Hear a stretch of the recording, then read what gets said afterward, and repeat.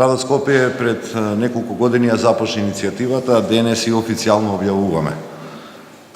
Градот Скопје се номинира како можен кандидат за титулата на Европската комисија Европска престолнина на културата.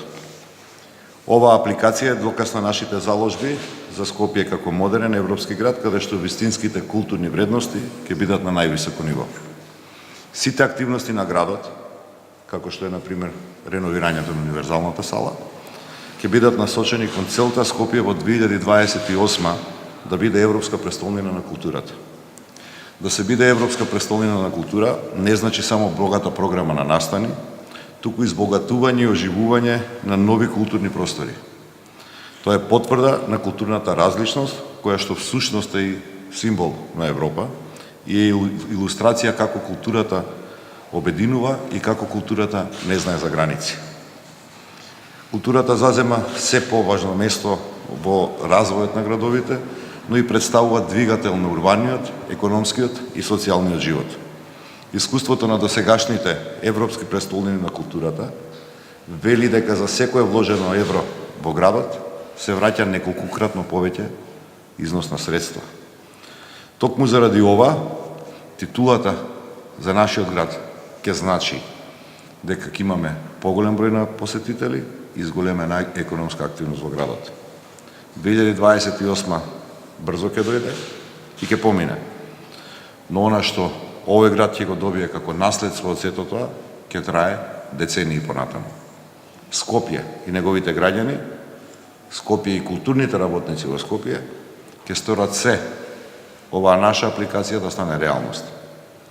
Покрај тимот предводен од Роберто Ладјозовски како стратешки координатор, јас искрено верувам дека во 2028 Скопје ќе биде Европска престолнина на културата и ќе се брои во редот на Ливерпул, Даблин, Амстердам, Мадрид, Истанбул, Копенхаген. Речиси да нема главен град во Европа кој што не бил кандидат за овој престижен статус. Благодарам. Огромно е задоволството и возбудата што денес ја објавуваме оваа најважна стратешка вест од областа на културата, а тоа е дека градот Скопје ќе се вклучи во најголемата, најкомплексната и најреномираната европска програма од областа на културата. Дека Скопје ќе се надпреварува да ја освои титулата Европска престолнина на културата. Титула која носи престиж не само во европски, туку и во глобални рамки. Титула која го става градот на мапата на првата лига од културни градови. Титула која носи туристи, посетители, културни професионалци, која носи нови финансиски средства, отвара можности за регенерација на културните простори, создава нови културни центри и галерии и нови јавни простори. Оваа програма од градот бара да создаде јасна развојна визија во која културата ќе има значајно место и во која економските, општествените, урбанистичките, социјалните и културните планови и цели ќе се испреплетуваат во една нова, урбана, прогресивна филозофија. Програмските критериуми на оваа програма се јасни. Големата визија може да се оствари само во тесна соработка помеѓу градската, општинските, централната власт. Секако и вклучувајќи ги сите засегнати страни, уметниците, културните професионалци, институциите и пред се граѓаните. Владата на Република Македонија е подготвена да го даде својот придонес кон апликацијата на градот Скопје. Синергијата за нас е очигледна. Ова е моментум кој што треба да се искористи. Македонија да стане членка на Европската Унија, а Скопје Европска престолнина на културата. Апликацијата и целиот процес ќе се води во склад со другите владини и градски политики, со директна вклученост на сите актери, културни, уметнички, граѓански, политички, институционални, преку јавен, транспарентен и партиципативен процес. Во таа смисла, веќе во ноември, првиот нацрт на планот ќе го представиме и ќе го издебатираме, отварајќи широк простор за вклучување на сите важни идеи и предлози кои што ќе дојдат од јавноста. Планираме системска и стратешка соработка со целокупниот културен сектор и со сите сродни дејности. Секако, подпирајќи се на искуствата на нашите меѓународни пријатели, а ги имаме доста.